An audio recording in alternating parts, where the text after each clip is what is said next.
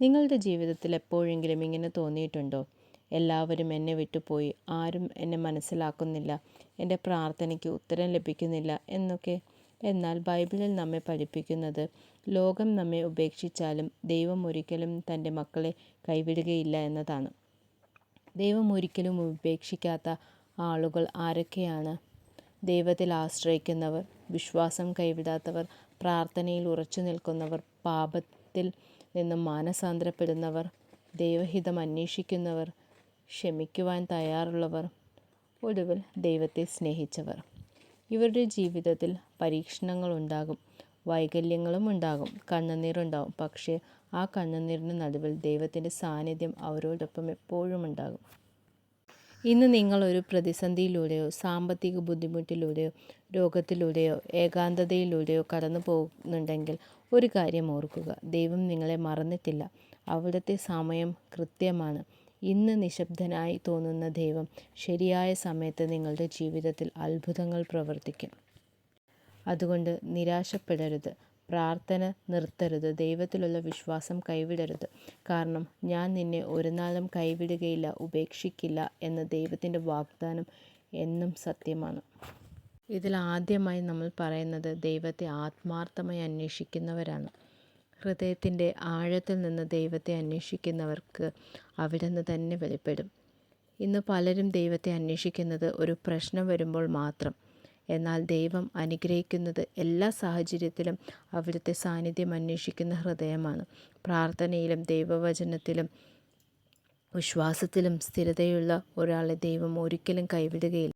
ജീവിതത്തിൽ വൈകിപ്പോകലുകളുണ്ടാകാം, പരീക്ഷണങ്ങളുണ്ടാകും, ചിലപ്പോൾ പ്രാർത്ഥനയ്ക്ക് ഉടനെ ഉത്തരം ലഭിക്കാതിരിക്കാം.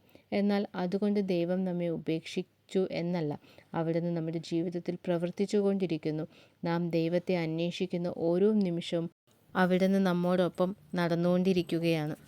അതുകൊണ്ട് നമുക്കൊരു തീരുമാനമെടുക്കാം. ദിവസവും കുറച്ച് സമയം ദൈവത്തിനായി മാറ്റിവെക്കാം, പ്രാർത്ഥിക്കാം, ബൈബിൾ വായിക്കാം, ദൈവഹിതം അന്വേഷിക്കാം. അപ്പോൾ ദൈവത്തിൻ്റെ സമാധാനം നമ്മോട് കൂടെ ഉണ്ടാകും. ദൈവത്തെ ആത്മാർത്ഥമായി അന്വേഷിക്കുന്നവൻ ഒരിക്കലും നിരാശപ്പെടുകയില്ല. ദൈവം അവനെ കണ്ടെത്തുകയും വഴി നടത്തുകയും അനുഗ്രഹിക്കുകയും ചെയ്യും. രണ്ടാമതായി, തകർന്ന ഹൃദയമുള്ളവർ. തകർന്ന ഹൃദയത്തോടെയും കണ്ണീരോടെയും അവിടുത്തെ അടുക്കൽ വരുന്നവരെ അവിടുന്ന് സ്നേഹത്തോടെ ചേർത്ത് പിടിക്കും. ജീവിതത്തിൽ പ്രിയപ്പെട്ടവരുടെ വേർപാട്, പരാജയങ്ങൾ, രോഗം, സാമ്പത്തിക പ്രശ്നങ്ങൾ, വിശ്വാസവഞ്ചന, ഇതെല്ലാം നമ്മുടെ ഹൃദയത്തെ തകർക്കാം. അത്തരം സമയങ്ങളിൽ പലരും നമ്മെ വിട്ടുപോകാം. എന്നാൽ യേശുക്രിസ്തു ഒരിക്കലും നമ്മെ ഉപേക്ഷിക്കുകയില്ല. അവിടുന്ന് നമ്മുടെ കണ്ണുനീർ കാണുന്നു, നമ്മുടെ വേദന അറിയുന്നു, ശരിയായ സമയത്ത് ആശ്വാസവും പ്രത്യാശയും നൽകുന്നു. അതുകൊണ്ട് ഇന്ന് നിങ്ങൾ തകർന്ന ഹൃദയത്തോടെ ജീവിക്കുന്നുവെങ്കിൽ നിരാശപ്പെടരുത്. നിങ്ങളുടെ ദുഃഖം ദൈവത്തോട് തുറന്നു പറയുക. പ്രാർത്ഥനയിൽ അവിടുത്തെ അന്വേഷിക്കുക. കാരണം നമ്മുടെ മുറിവുകൾ സൗഖ്യമാക്കാൻ, തകർന്ന ഹൃദയത്തെ വീണ്ടും സന്തോഷം കൊണ്ട് നിറയ്ക്കാനും കഴിവുള്ളവൻ യേശുക്രിസ്തുവാണ്. തകർന്ന ഹൃദയം ദൈവത്തിനൊരു തടസ്സമല്ല. അത് ദൈവം തൻ്റെ സ്നേഹവും കരുണയും പ്രകടിപ്പിക്കുന്ന ഇടമാണ്. അവിടുത്തെ സ്നേഹം നിങ്ങളുടെ ജീവിതത്തിൽ പുനഃസ്ഥാപിക്കും. അടുത്തത്, മാനസാന്തരപ്പെടുന്നവൻ. ലോകം നമ്മുടെ തെറ്റുകൾ ഓർത്ത് നമ്മെ കുറ്റപ്പെടുത്തും. മനുഷ്യർ നമ്മെ അകറ്റി നിർത്താം. എന്നാൽ നമ്മുടെ ദൈവം പറയുന്നത്, എൻ്റെ അടുക്കൽ വരിക, ഞാൻ നിന്നെ സ്വീകരിക്കും എന്നതാണ്.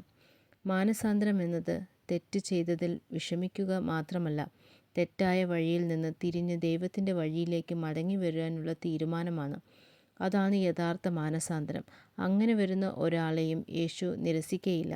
അവൻ്റെ പാപങ്ങൾ ക്ഷമിക്കുകയും പുതിയൊരു ജീവിതം നൽകുകയും ചെയ്യും. നമ്മൾ പലരും പഴയ തെറ്റുകളെ ഓർത്ത് ഇന്നും കുറ്റബോധത്തിൽ ജീവിക്കുന്നവരായിരിക്കാം. ദൈവം ഇനി എന്നെ സ്വീകരിക്കില്ലേ എന്ന് ചിന്തിക്കുന്നവരായിരിക്കാം. എന്നാൽ ഈ വചനം നമ്മെ ഉറപ്പ് നൽകുന്നു.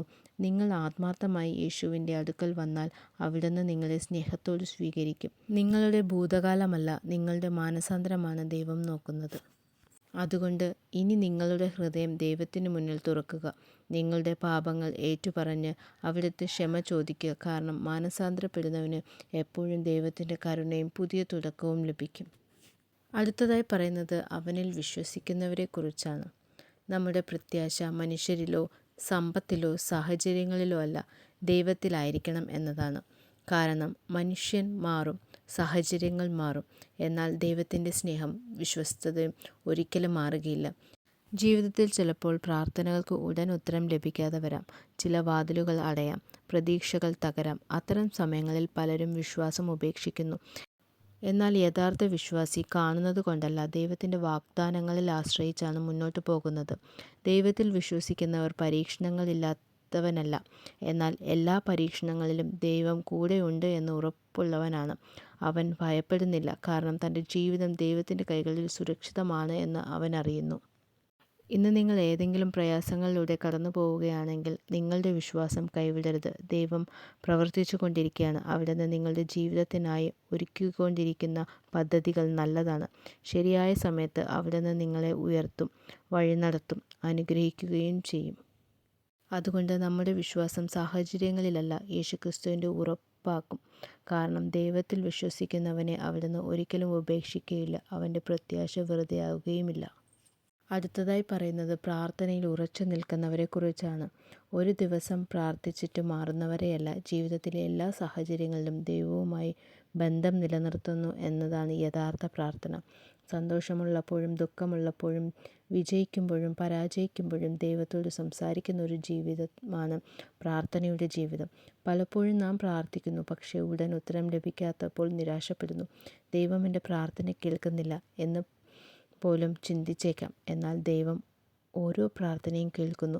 ചിലത് ഉടൻ ഉത്തരം നൽകും, ചിലത് കാത്തിരിക്കാൻ പഠിപ്പിക്കും, ചിലത് അതിലും നല്ലത് ഒരുക്കി വയ്ക്കും. അതുകൊണ്ട് ഉത്തരം വൈകുന്നത് കൊണ്ട് ദൈവം നമ്മെ ഉപേക്ഷിച്ചു എന്ന് ഒരിക്കലും കരുതരുത്. പ്രാർത്ഥന നമ്മുടെ സാഹചര്യങ്ങളെ മാത്രം മാറ്റുന്നില്ല, ആദ്യം നമ്മുടെ ഹൃദയത്തെയാണ് മാറ്റുന്നത്. അത് നമ്മെ ശക്തരാക്കുന്നു, സമാധാനം നൽകുന്നു, ദൈവഹിതം തിരിച്ചറിയുവാൻ സഹായിക്കുന്നു. പ്രാർത്ഥിക്കുന്ന ഒരാൾ ഒരിക്കലും ഒറ്റയ്ക്കല്ല, കാരണം ദൈവം എപ്പോഴും അവനോടൊപ്പം ഉണ്ടാകും. അതുകൊണ്ട് ഇന്നൊരു തീരുമാനമെടുക്കാം. എത്ര തിരക്കുണ്ടെങ്കിലും ദൈവത്തോടൊപ്പം ചില നിമിഷങ്ങളും ചെലവഴിക്കാം. പ്രാർത്ഥന നമ്മുടെ ജീവിതത്തിൻ്റെ ശീലമാക്കാം. കാരണം പ്രാർത്ഥനയിൽ ഉറച്ചു നിൽക്കുന്നവരെ ദൈവം ഒരിക്കലും കൈവിടുകയില്ല. ദൈവം നിങ്ങളുടെ ഓരോ പ്രാർത്ഥനയും കേൾക്കട്ടെ. നിങ്ങളുടെ ജീവിതത്തിൽ തൻ്റെ സമാധാനവും അനുഗ്രഹവും നിറയ്ക്കട്ടെ. അടുത്തതായി നമ്മൾ സംസാരിക്കാൻ പോകുന്നത് അവൻ്റെ ഇഷ്ടങ്ങളെ അനുസരിച്ച് നടക്കുന്നവരെക്കുറിച്ചാണ്. ജീവിതത്തിലെ ഓരോ തീരുമാനവും സ്വന്തം ബുദ്ധിയിൽ മാത്രം ആശ്രയിച്ചെടുക്കാതെ ദൈവത്തിൻ്റെ ഇഷ്ടം അന്വേഷിച്ച് മുന്നോട്ട് പോവുക. അങ്ങനെ ചെയ്യുന്നവൻ്റെ ജീവിതം ദൈവം തന്നെ നയിക്കും. നമ്മുടെ ജീവിതത്തിൽ പല വഴികളും തുറന്നു കിട്ടും. ചിലത് എളുപ്പമെന്ന് തോന്നും, ചിലത് പ്രയാസമുള്ളതായിരിക്കും. എന്നാൽ ദൈവം കാണിച്ചു തരുന്ന വഴി എപ്പോഴും നമ്മുടെ നന്മയ്ക്കാണ്. ചിലപ്പോൾ അത് കാത്തിരിപ്പിൻ്റെ വഴിയായിരിക്കാം, ചിലപ്പോൾ പരീക്ഷണങ്ങളുടെ വഴിയായിരിക്കാം. എന്നാൽ ആ വഴിയുടെ അവസാനം ദൈവത്തിൻ്റെ അനുഗ്രഹം ഉണ്ടായിരിക്കും. അനുസരണം എന്നത് ദൈവത്തിൻ്റെ കൽപ്പനകൾ കേൾക്കുക മാത്രമല്ല, അവ ജീവിതത്തിൽ പ്രവർത്തികമാക്കുക കൂടിയാണ്. സ്നേഹിക്കുക എന്ന് പറഞ്ഞാൽ സ്നേഹിക്കുക, ക്ഷമിക്കണമെന്ന് പറഞ്ഞാൽ ക്ഷമിക്കുക, സത്യത്തിൽ നടക്കണമെന്ന് പറഞ്ഞാൽ അതിൽ ഉറച്ചു നിൽക്കുക. അങ്ങനെയുള്ള ജീവിതങ്ങളെയാണ് ദൈവം അനുഗ്രഹിക്കുന്നത്. ഇന്ന് നമുക്ക് ഓരോരുത്തർക്കും ഒരു ചോദ്യം സ്വയം ചോദിക്കാം. ഞാൻ എൻ്റെ ഇഷ്ടപ്രകാരമാണോ ജീവിക്കുന്നത്, അതോ ദൈവത്തിൻ്റെ ഇഷ്ടപ്രകാരമാണോ? നമ്മുടെ ജീവിതം ദൈവത്തിൻ്റെ കരങ്ങളിൽ സമർപ്പിച്ചാൽ അവിടുന്ന് ഒരിക്കലും നമ്മെ തെറ്റായ വഴികളിലേക്ക് വിടുകയില്ല. ഓരോ ചുവടുകളിലും വഴികാട്ടിയും സംരക്ഷകനുമായി കൂടെ ഉണ്ടാകും. അതുകൊണ്ട് ദൈവത്തിൻ്റെ ഇഷ്ടം അന്വേഷിച്ച് ജീവിക്കാം. കാരണം അവൻ്റെ ഇഷ്ടമനുസരിക്കുന്നവരെ ദൈവം ഒരിക്കലും ഉപേക്ഷിക്കുകയില്ല. അവിടുന്ന് അവരെ ജീവിതത്തിലെ ശരിയായ ദിശയിലേക്ക് സമാധാനവും വിജയവും നൽകും. അടുത്തതായി നാം പറയാൻ പോകുന്നത് പ്രത്യാശ കൈവിടാതെ ജീവിക്കുന്നവർ. ചിലപ്പോഴൊക്കെ ചില വഴികൾ എളുപ്പമാകാറില്ല. പ്രശ്നങ്ങളും നിരാശകളും കണ്ണീരും കാത്തിരിപ്പും അതിൽ കൂടുതലുണ്ടാവും. എന്നാൽ വഴിയുടെ അറ്റത്ത് യേശുവിൻ്റെ കൈകൾ നീട്ടി നിൽക്കുന്നുണ്ടാകും. അതിൻ്റെ അർത്ഥം നീ ഒറ്റയ്ക്കല്ല, ഞാൻ നിന്നെ കാത്തിരിക്കുന്നു എന്നാണ്. ജീവിതത്തിൽ പലപ്പോഴും നാം പ്രാർത്ഥിച്ചിട്ടും ഉടൻ മറുപടി ലഭിക്കാത്ത സമയങ്ങളുണ്ടാകും. അപ്പോൾ പലരും പ്രത്യാശ നഷ്ടപ്പെടുന്നു. എന്നാൽ ദൈവവചനം നമ്മെ പഠിപ്പിക്കുന്നത് കാത്തിരിപ്പ് വെറുതെ അല്ല എന്നതാണ്. ദൈവം പ്രവർത്തിക്കുന്നത് നമുക്ക് കാണാൻ കഴിയാത്ത സമയങ്ങളിൽ അവൻ നമ്മുടെ ജീവിതത്തിന് വേണ്ടി പ്രവർത്തിച്ചു കൊണ്ടിരിക്കുന്നു. നമ്മുടെ സാഹചര്യങ്ങൾ മോശമായിരിക്കാം, ജോലിയില്ലായിരിക്കാം, സാമ്പത്തിക ബുദ്ധിമുട്ടുകളുണ്ടാകാം, രോഗങ്ങൾ അലട്ടാം, കുടുംബത്തിൽ സമാധാനമില്ലായിരിക്കാം. എന്നാൽ ഈ വചനം നമ്മെ ഓർമ്മിപ്പിക്കുന്നത് ദൈവത്തിൻ്റെ പ്രത്യാശ വയ്ക്കുന്നത് പുതിയ ശക്തി ലഭിക്കും എന്നതാണ്. സ്വന്തം ശക്തി കൊണ്ടല്ല, ദൈവം നൽകുന്ന ശക്തി കൊണ്ട് അവർ മുന്നോട്ട് പോകുന്നത്. അതുകൊണ്ട് ഏത് സാഹചര്യത്തിലും പ്രത്യാശ കൈവിടരുത്. മനുഷ്യർ കൈവിട്ടാലും കൈവിടാത്ത ദൈവമുണ്ട്. നമുക്ക് യേശുവിൽ വിശ്വാസം ഉറപ്പിക്കാം. നമ്മുടെ കണ്ണുകൾ പ്രശ്നങ്ങളിലല്ല, കർത്താവിലിരിക്കട്ടെ. കാരണം പ്രത്യാശയോടെ ദൈവത്തെ ആശ്രയിക്കുന്നവരെ അവൻ ഒരിക്കലും നിരാശപ്പെടുത്തുകയില്ല. ആ വിശ്വാസത്തോടെ മുന്നോട്ട് നടക്കുമ്പോൾ ദൈവം നിങ്ങളെ പുതിയ ശക്തിയും സമാധാനത്തിലും വിജയത്തിലും അനുഗ്രഹിക്കും. പ്രിയരെ, ഈ പറഞ്ഞ ഒരു ജീവിതം നമ്മെ ഒരേ ഒരു സത്യം പഠിപ്പിക്കുന്നു: ദൈവം ഒരിക്കലും തൻ്റെ മക്കളെ ഉപേക്ഷിക്കുന്നില്ല. അവ ഓരോരുത്തർക്കും വ്യത്യസ്തമായ സാഹചര്യങ്ങളിലൂടെ കടന്നു പോകുന്നവരായിരിക്കാം. ചിലർ കരഞ്ഞും, ചിലർ ഭയപ്പെട്ടും, ചിലർ തെറ്റുകൾ ചെയ്തും, ചിലർ കാത്തിരുന്നു. എന്നാൽ അവർ ദൈവത്തെ ആശ്രയിച്ചപ്പോൾ ദൈവം അവരെ ശക്തിപ്പെടുത്തി, വഴി നടത്തി, ഒടുവിൽ തൻ്റെ മഹത്വത്തിനായി ഉപയോഗിച്ചു. ഇന്ന് നിങ്ങളുടെ വിജയത്തിലും എന്ത് പ്രശ്നങ്ങളിലും എത്ര വൈകിയാലും പ്രത്യാശ കൈവിടരുത്. കാരണം നിങ്ങളുടെ കഥയും ദൈവത്തിൻ്റെ കയ്യിലാണ്. നിങ്ങൾക്ക് ഇപ്പോൾ വഴി കാണുന്നില്ലെങ്കിലും ദൈവം ഇതിനകം തന്നെ വഴി ഒരുക്കുന്നുണ്ടാകും. അതുകൊണ്ട് വിശ്വാസത്തോടെ മുന്നോട്ട് പോകുക, പ്രാർത്ഥനയിൽ ഉറച്ചു നിൽക്കുക, ദൈവത്തിൻ്റെ സമാധാനത്തിൽ വിശ്വസിക്കുക. കാരണം ദൈവം ആരംഭിച്ച നല്ല പ്രവൃത്തി അവൻ പൂർത്തിയാക്കും. ദൈവം നിങ്ങളെ അനുഗ്രഹിക്കുമാറാകട്ടെ.